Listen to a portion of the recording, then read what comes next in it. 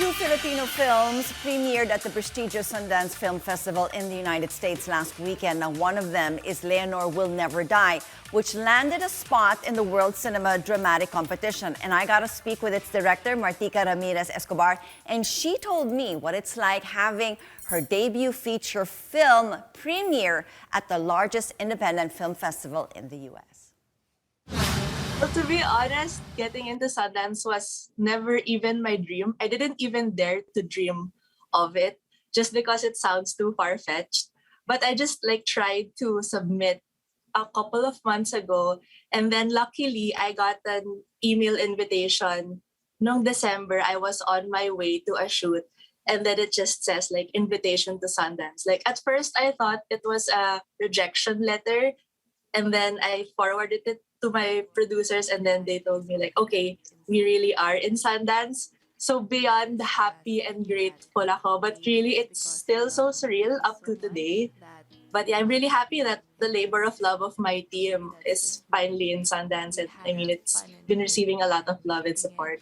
Kumbaga, blessing in disguise that your debut film will be featured in the Sundance, will be part of Sundance.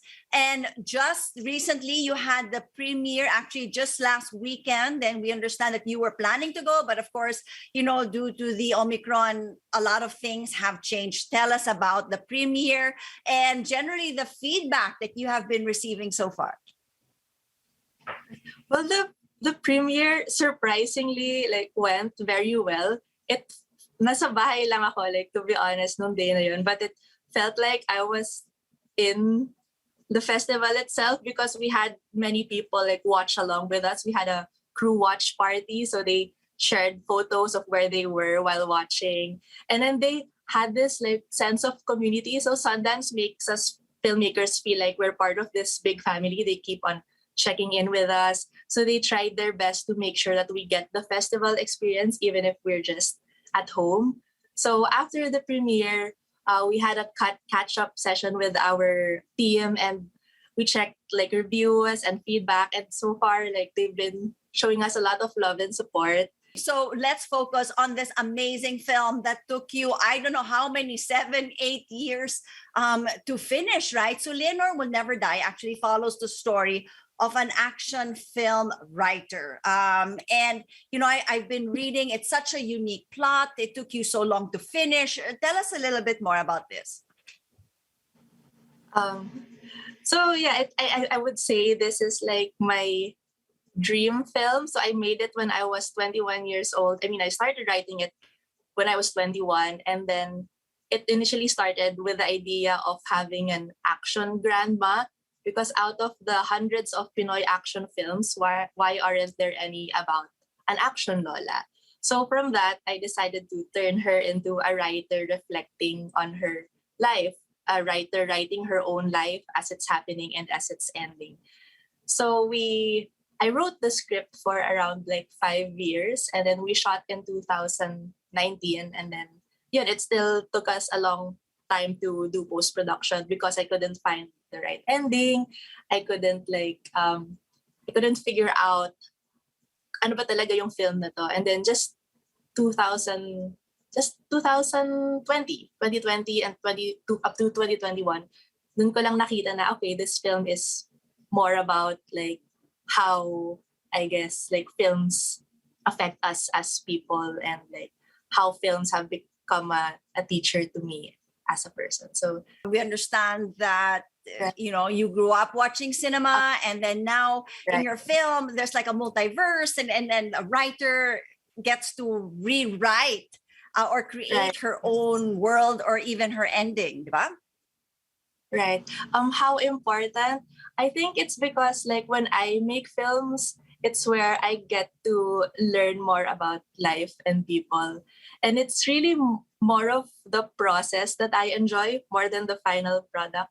Kasi you get to, diba, research, you get to talk to people, you get to know how they respond to you and to their environment and to others. I think it's all about forming relationships, not just with people, but with everything around you. And that's what fulfills me as a filmmaker, constantly wanting to create. it's like I'm slowly discovering more treasures of life every time I make a film, and that's why I like to And make films about making films. I think that's why it's always been that way also in my other short films. and also in this film, which is also quite interesting, you as you mentioned earlier, it took a long time, diba? And you couldn't find a way to end it. It actually had how many versions of ending did this film have? And as I understand it, the cast or the actors also had a say in terms like where they felt maybe it should go. Is that correct? Tell us a bit about that. We had like 4 different versions of the ending, and it's really more of a trial and error type of thing. The actors in the film had a lot of. We tried to improvise a lot of scenes, especially when we were trying to fix the ending. We even shot an additional ending, but it really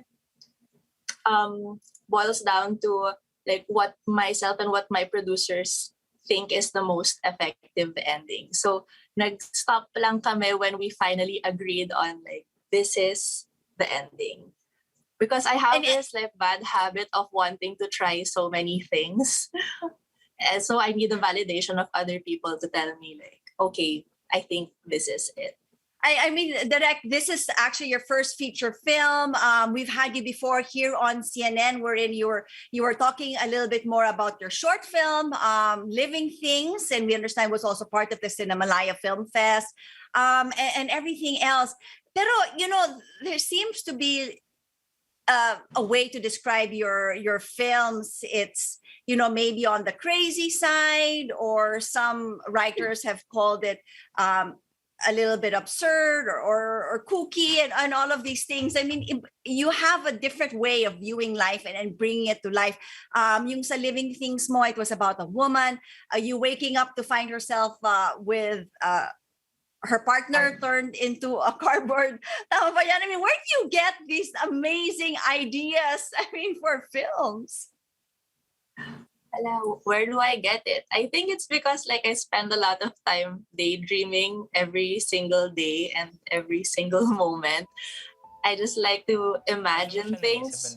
Maybe because I spend a lot of time alone, and I just like to see life in a more exciting way, perhaps. So yeah, that's why I come up with like medyo strange or bizarre stories and people.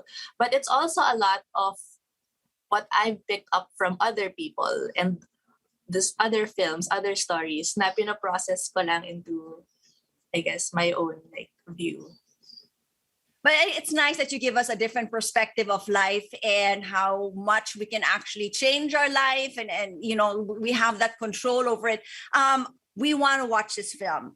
When will we be able to watch this film? When will it be shown here in the Philippines?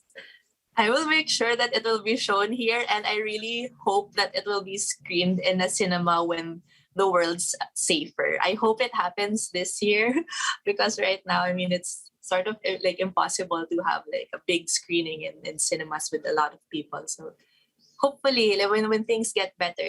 Well, you never know, Direct. A lot of your dreams seem to be happening. You seem to have that magic touch, or you know, somewhere in the world, it seems to always happen for you. So, with that, I'm sure we'll be able to enjoy your film on the big screen. Thank you so much for joining us today here on New Day, Direct Martika. Congratulations again. Thank you, Ms. Christine. Thank you so much.